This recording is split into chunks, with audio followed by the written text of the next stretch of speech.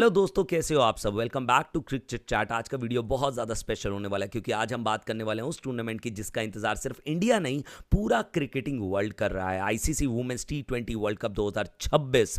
और दोस्तों, जब से इंडियन वुमेन्स टीम ने ओडीआई वर्ल्ड कप उठाया ना, तब से वुमेन्स क्रिकेट ना और ज़्यादा एक्साइटिंग हो गया है क्योंकि अब कहानी अलग हो चुकी है। इंडिया का स्क्वाड काफ़ी हद तक बैलेंस रहता है, एक्सपीरियंस भी है, यंग ब्लड भी है, पावर हिटर्स भी है, मैच विनर्स भी है, और सबसे इंपॉर्टेंट चीज़ एक बिलीव नज़र आ रहा है, एक कॉन्फिडेंस है, एक भूख है, एक फीलिंग कि अब बस बहुत हुआ, अब ट्रॉफी घर लेकर आनी है। वैसे तो रीसेंट टाइम्स में इंडिया ने बहुत सारी आईसीसी ग्लोरीज देखी है, जैसे कि हमारी वुमेन्स टीम ने ओडीआई वर्ल्ड कप उठाया था, मेंस टीम ने चैंपियंस ट्रॉफी उठाई, एंड मेंस टीम दूसरी बार टी20 वर्ल्ड कप विनर्स बने। लेकिन हमारी वुमेन्स टीम आज तक टी20 वर्ल्ड कप नहीं जीती है। वो कैबिनेट ना अभी सूना सूना पड़ा हुआ है, उसको फुलफिल करना है भाई। तो सबसे पहले बात करते हैं टूर्नामेंट की। वुमेन्स टी20 वर्ल्ड कप 2026 शुरू होगा 12 जून से। होस्ट होंगे इंग्लैंड और वेल्स। और ऑनेस्टली इंग्लैंड में वर्ल्ड कप खेलना कभी भी आसान नहीं होता। वहां का वेदर अनप्रिडिक्टेबल है, पिचेस अनप्रिडिक्टेबल है, इसलिए जो टीम सबसे जल्दी कंडीशंस को अडॉप्ट करेगी वो आगे जाएगी। टोटल 12 टीम्स पार्टिसिपेट करेंगी, 2 ग्रुप्स होंगे, हर ग्रुप में 6 टीम होंगी। टॉप 2 टीम सेमीफाइनल में जाएगी। 30 जून को पहला सेमीफाइनल खेला जाएगा, 2 जुलाई को दूसरा सेमीफाइनल खेला जाएगा, और 5 जुलाई को क्रिकेट का सबसे बड़ा दिन द फाइनल होगा, और वो भी हिस्टोरिक लॉर्ड्स क्रिकेट ग्राउंड में, होम ऑफ क्रिकेट। तो इंडिया की जर्नी की पहले बात कर लेते हैं before this world cup. Okay, एक पॉजिटिव चीज इंडिया अपने साथ में लेकर चल रही है।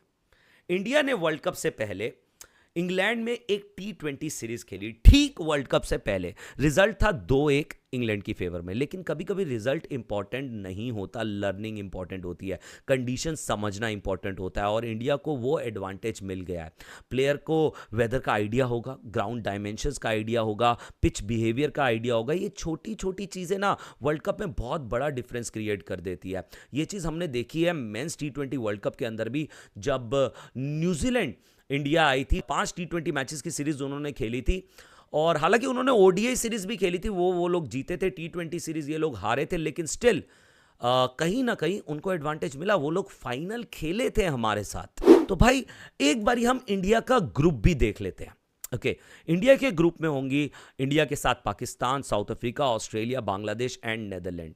अब पेपर पर देखो तो ग्रुप इंटरेस्टिंग है, इजी भी नहीं है, इम्पॉसिबल भी नहीं है। लेकिन अगर इंडिया को सेमीफाइनल जाना है तो कम से कम 4 मैचेस जीत कर जाना पड़ेगा, और इसलिए हर मैच बहुत ज़्यादा इंपॉर्टेंट हो जाता है। पहला मैच रहेगा इंडिया वर्सेस पाकिस्तान, जो खेला जाएगा 14 जून को। देखो भाई, मैं हमेशा से ना फैक्ट की बात करता हूँ। हाइप अलग चीज़ होती है, रियलिटी अलग है। ये राइवलरी कुछ भी नहीं रही। अब इंडिया पाकिस्तान सिर्फ एक हाइप बन चुका है, लेकिन राइवलरी कुछ भी नहीं है। इंडियन वुमेन्स टीम ने भी पाकिस्तान को टी20 आईज के अंदर, इवन ओडीआईज के अंदर भी, इवन क्रिकेट के हर फॉर्म के अंदर, हर फॉर्मेट के अंदर डोमिनेट किया है पाकिस्तान को पूरी तरीके से। और अगर मैं टी20 आईज की बात करूं तो 12-3 से आगे रहती है टीम इंडिया, और यहां पर मेरे ख्याल से इंडिया क्लियरली फेवरेट जाएगा, और इंडिया को यह मैच इजीली जीतना भी चाहिए। हालांकि कंडीशंस इंडिया के लिए नहीं होंगी, लेकिन नई कंडीशंस तो पाकिस्तान के लिए भी होंगी ना भाई, है ना। तो अगला मैच होगा इंडिया वर्सेस नेदरलैंड। यार ऑन पेपर पूरा वन साइडेड गेम दिखाई दे रहा है ये भी यार।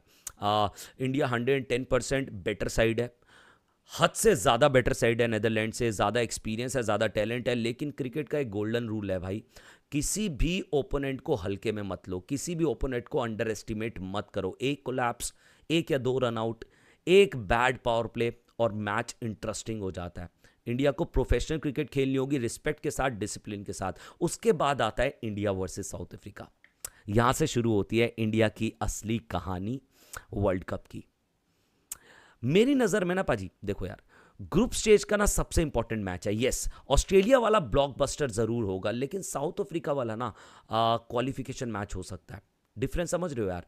अगर इंडिया ये मैच जीत गई, सेमीफाइनल का दरवाजा बहुत हद तक खुल जाएगा। साउथ अफ्रीका एक डेंजरस टीम है, पावर हिटर लेकर चलती है, क्वालिटी पेसर्स रहते हैं उनके पास, बहुत ही तगड़े फील्डर्स हैं उनके पास, और सबसे इंपॉर्टेंट चीज़, वो फियरलेस क्रिकेट खेल रहे हैं यार।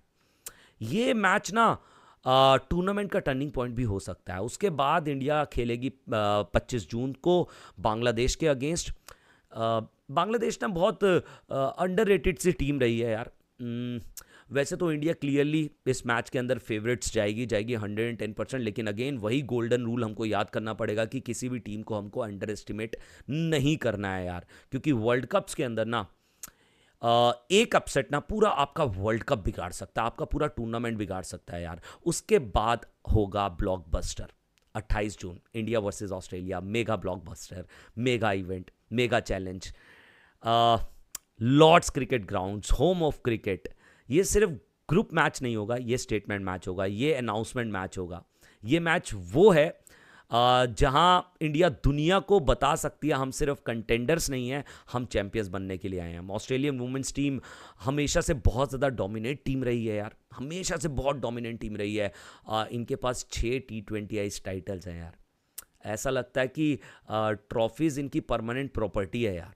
आईसीसी ट्रॉफीज़ की अगर मैं बात करूं, इनका विनिंग कल्चर मेंस टीम के अंदर भी हमको दिखाई देता है, लेकिन ऑब्वियसली हर एम्पायर का एक एंड होता है ना। हर राजवंश का चैप्टर ख़त्म होता है भाई, और शायद शायद शायद इंडिया वो चैप्टर लिखे यार। देखो यार, यहाँ पर एक चीज़ और है, इंडियन वुमेन्स टीम ने कभी भी कोई भी T20I मैच लॉर्ड्स के ग्राउंड पर नहीं खेला यार। लॉर्ड्स में कभी भी नहीं खेला इंडियन वुमेन्स ने। T20Is की बात करूं तो इंडिया के लिए भी थोड़ा सा नया नया होगा, क्योंकि वहाँ पर ना एक स्लोप का फैक्टर आ जाता है। ऑस्ट्रेलिया उस स्लोप को लेके फिर भी यूज्ड टू है, क्योंकि वो इंग्लैंड के साथ इंग्लैंड के अंदर खेलते रहते हैं, काफ़ी सारे मैचेस होते हैं, लॉर्ड्स में भी काफ़ी बार खेल चुके हैं, लेकिन इंडिया उतना नहीं खेला है यार, है ना। और अगर खेला भी है तो लॉर्ड्स में कभी भी कोई T20I मैच नहीं खेला। ये पहला मैच इंडिया लॉर्ड्स के अंदर अपना खेलेगी। तो भाइयों, अब चलते हैं हम सीधा स्क्वाड की तरफ। अब टीम इंडिया का स्क्वाड काफ़ी बैलेंस लग रहा है। Experience plus youth, spin plus pace, aggression plus stability, exactly वो कॉम्बिनेशन जो वर्ल्ड कप जीतने के लिए चाहिए होता है, वो स्क्वाड हमको देखने को मिल रहा है यार। Harmanpreet Kaur captain, leader, warrior और प्रेशर स्पेशलिस्ट। एंड T20Is की हिस्ट्री के अंदर T20 वर्ल्ड कप्स के अंदर सबसे ज़्यादा रन्स बनाने वाली हरमनप्रीत कौर ही है इंडिया के लिए यार। और कैप्टेंसी सिर्फ टॉस जीतना नहीं होता, कैप्टेंसी होता है प्रेशर एब्जर्व करना, टीम को काम रखना और बिग मूवमेंट्स में ब्रेव डिसीजंस लेना, और वो हरमनप्रीत कौर ने हमको करके दिखाया है। और बैटिंग की बात करें तो ये सेट हो जाती है तो ये 6 हिटिंग मशीन बन जाती है यार। 10 मिनट, 15 मिनट, 20 मिनट में गेम पूरी तरीके से पलट सकती है यार। ये ओपनिंग नहीं करती है, लेकिन मैं इसको ना लड़कियों का रोहित शर्मा बोलता हूँ यार। उसके बाद आते हैं स्मृति मंदाना पर यार, इसको हम बोल सकते हैं लड़कियों की विराट कोहली यार। और मेरी प्रिडिक्शन नोट कर लो, अगर इंडिया फाइनल खेलेगी तो सबसे ज़्यादा रन्स स्मृति के बल्ले से आने वाले हैं। अगर मैं ओवरऑल बोलूँ तो मेरे ख्याल से बेथ मूनी भी हो सकती है, एमिलिया कैर हो सकती है। इनमें से मेरे को लग रहा है कि सबसे ज़्यादा रन्स करने वाले हैं टूर्नामेंट के अंदर। लेकिन हाँ, इंडिया अगर फाइनल खेलेगी तो स्मृति मंदाना सबसे ज़्यादा रन्स करने वाली है। क्लास रहती है इसके पास, टाइमिंग, एलिगेंस है, कंसिस्टेंसी है। वुमेंस क्रिकेट की सबसे कंप्लीट बैटर में से एक यार। वो बैटिंग नहीं करती है, ऐसा लगता है वो पेंटिंग करती है यार। उसके कवर ड्राइव देखो, बहुत खूबसूरत बना देती है वो क्रिकेट को, और लगता है क्रिकेट कितना आसान है जब ये बल्लेबाजी कर रही होती है। उसके बाद आते हैं शेफाली वर्मा पे। ये लड़कियों की Virender Sehwag, power, fearlessness, madness. Shafali Verma ball देखो, मार दो बस। सिंपल इसकी फिलॉसफी रहती है। पावर प्ले के अंदर पूरी तरीके से पावर प्ले को यूज करती है। पावर प्ले स्पेशलिस्ट हम इसको बोल सकते हैं, मोमेंटम चेंजर है।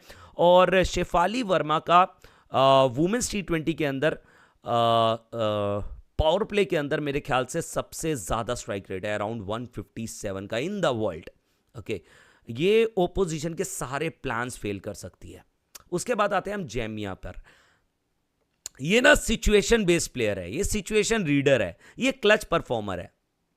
जैमिया वो प्लेयर है जो स्कोर बोर्ड से ज्यादा ना मैच की सिचुएशन को समझती है। रिक्वायर्ड रन रेट बड़ा, अटैक करेगी, विकेट गिर गए तो एंकर करेगी। इसको ना मैं वुमेन्स टीम की तिलक वर्मा बोलता हूं यार। ये बहुत ज्यादा वैल्यूएबल प्लेयर रहती है यार। उसके बाद आते हैं दीप्ति शर्मा पर। अगर एक टीम बिल्डिंग है तो दीप्ति शर्मा उसकी फाउंडेशन है। बैटिंग, बॉलिंग, एक्सपीरियंस, कामनेस, सब कुछ दिखाई देता है यार। ऐसे प्लेयर्स ना हेडलाइन नहीं बनाते, ऐसे प्लेयर्स ट्रॉफी जिताते हैं। ये ना दीप्ति शर्मा ना पूरी टीम को ना बैलेंस रखती है, with the ball, with the bat, दोनों डिपार्टमेंट में अपना काम बाखूबी करना जानती है। और सबसे बड़ी चीज, अपने साथ एक्सपीरियंस का पहाड़ लेकर चलती है। उसके बाद आते हैं भारती फुलमाली पर। यार ये ना स्कॉट का डार्क हॉर्स हम इसको बोल सकते हैं। ये मेरा सरप्राइज पैकेज है, भारती फुलमाली। अगर मैं इसके T20 या इसके रिकॉर्ड्स की बात करूं तो बिल्कुल भी प्रूवन नहीं है। बिल्कुल भी मज़ा नहीं आएगा अगर आप इसके T20 या इसकी गेम्स के रिकॉर्ड्स देखोगे, स्टैट्स देखोगे। 6 मैचेस खेले हैं और अभी तक 100 रन भी कंप्लीट नहीं करे हैं। लेकिन इसका सिलेक्शन फिर कैसे हुआ? WPL फॉलो करते हो भाई, तो आप समझते होगे, तो आप जानते होगे कितनी डेंजरस बैट्समैन है ना। एक सीजन में तो इसका स्ट्राइक रेट 172 का रहा था। ओवरऑल इसका स्ट्राइक रेट WPL के अंदर रहता है 149 का। पावर हिटिंग करती है, फिनिशिंग एबिलिटी है और मैचेस फिनिश करती है नॉट आउट रहकर। और वर्ल्ड कप में अक्सर कोई एक अनएक्सपेक्टेड हीरो निकलता है। मुझे लगता है भारती वो नाम बन सकती है अगर मौका मिलेगा। उसके बाद आते हैं ऋचा घोष पर।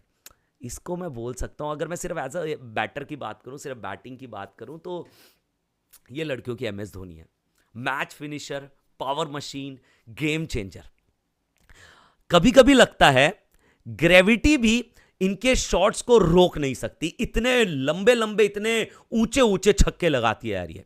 और प्रेशर सिचुएशन में काम रहती है, और जितनी काम रहती है उतनी ज़्यादा डेंजरस भी होती रहती है। और आखिरी 5 ओवर में रिचा इंडिया का बिगेस्ट वेपन होगी, बिगेस्ट स्नाइपर होगी यार। उसके बाद आते हैं श्रीचरणी पे। यंग टैलेंट है और बहुत ज़्यादा इंप्रेस किया था ODI वर्ल्ड कप के अंदर भी। लेफ्ट आर्म स्पिनर है, फ्यूचर स्टार है, विकेट्स भी लेती है, कंट्रोल भी रखती है। और इंग्लैंड कंडीशंस में लेफ्ट आर्म स्पिनर का रोल बहुत ज़्यादा इंपॉर्टेंट हो जाता है। फिर आते हैं एक और यंग गन पर, Nandini Sharma. Fearless attitude, raw pace लेकर आती है अपने साथ में। हालांकि इसने T20 सिर्फ 3 ही खेले हैं इंडिया के लिए और 4 विकेट्स भी निकाले हैं उसके अंदर।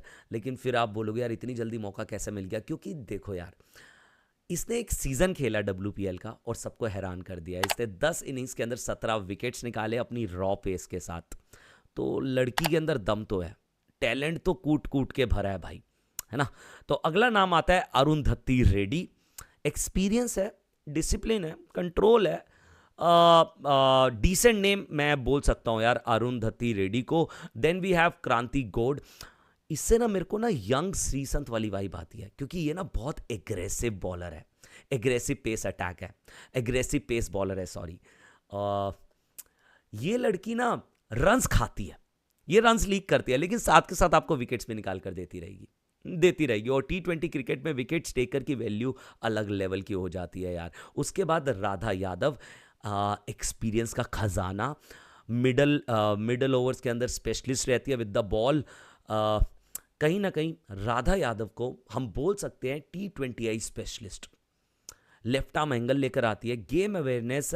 जब कैप्टन को विकेट चाहिए होता है ना, तो ऐसे बॉलर्स को याद किया जाता है, राधा यादव जैसे। उसके बाद नाम आता है याशिका भाटिया का, बैकअप कीपर हम इसको बोल सकते हैं। रिलायबल बैटर है, अपॉर्चुनिटी मिली तो इम्पैक्ट क्रिएट कर सकती है। स्क्वाड डेप्थ के लिए बहुत इंपॉर्टेंट नाम है। लेकिन हाँ, ये आपकी बैकअप विकेट कीपर रहेगी यातिका भाटिया, सॉरी। यप। अब देखो यार, यातिका भाटिया का अगर मैं ओवरऑल निकालूँ ना T20 करियर, तो अभी तक स्ट्राइक रेट 100 का भी नहीं है। लेकिन स्टिल कुछ कुछ मैचेस में ना हमने इसको एग्रेसिव क्रिकेट खेलते हुए भी देखा है। उसके बाद नाम आता है श्रेयंका पाटिल, एक और स्पिनर। ये ना बैटिंग भी थोड़ा बहुत जानती है, हालांकि बैटिंग से अपने आप को प्रूव नहीं करा, लेकिन बॉलिंग से काफ़ी हद तक अपने आप को प्रूव कर चुकी है। उसके बाद नाम आता है रेणुका सिंह ठाकुर। ये इंडिया की फास्ट बॉलिंग की लीडर है यार, Renuka Singh. Power play queen, swing specialist. इसको मैं बोल सकता हूँ लड़कियों की भुवनेश्वर कुमार। ऐसा मैं क्यों बोल रहा हूँ? क्योंकि ये पावर प्ले के अंदर बॉलिंग करती है और इसका अराउंड T20 के अंदर इकोनॉमी 60+ मैचेस होने के बावजूद अराउंड 6.57 का रहता है। सिर्फ एग्जैक्ट नंबर्स बता रहा हूं आपको, 6.57। रेणुका सिंह ना बहुत ही ज्यादा डेंजरस वेपन है जो इंडिया अपने साथ में लेकर चलती है। ये बंदी ना पेसर्स की बजूका है भाई। अब यहां पर ये तो हो गया स्क्वाड की बारी यार, ये तो हो गया स्क्वाड। अब यहां पर इंडिया को ना इस टूर्नामेंट को जीतने के लिए ना 3 चीजें बहुत ज्यादा इंपॉर्टेंट है, बहुत ज्यादा मस्ट है। स्मृति मंधाना का फॉर्म, दूसरा हरमनप्रीत कौर की लीडरशिप के अंदर इंपैक्ट दिखाई देना चाहिए ऑन फील्ड भी, और साथ ही साथ हमारे फास्ट बॉलिंग जो हमारा पेस बैटरी है, इसको क्लिक करना पड़ेगा।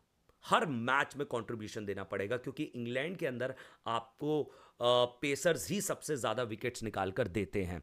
तो इंडिया की पेस बैटरी को क्लिक करना पड़ेगा। We have a very good pace battery, very decent players and कुछ तो लेजेंड्स भी हैं, लाइक रेणुका सिंह ज़बरदस्त बॉलर है, क्रांति गौड़ एक यंग टैलेंट आया है, नंदिनी शर्मा एक यंग गन अगेन, और हमारे पास रेडी रहती है।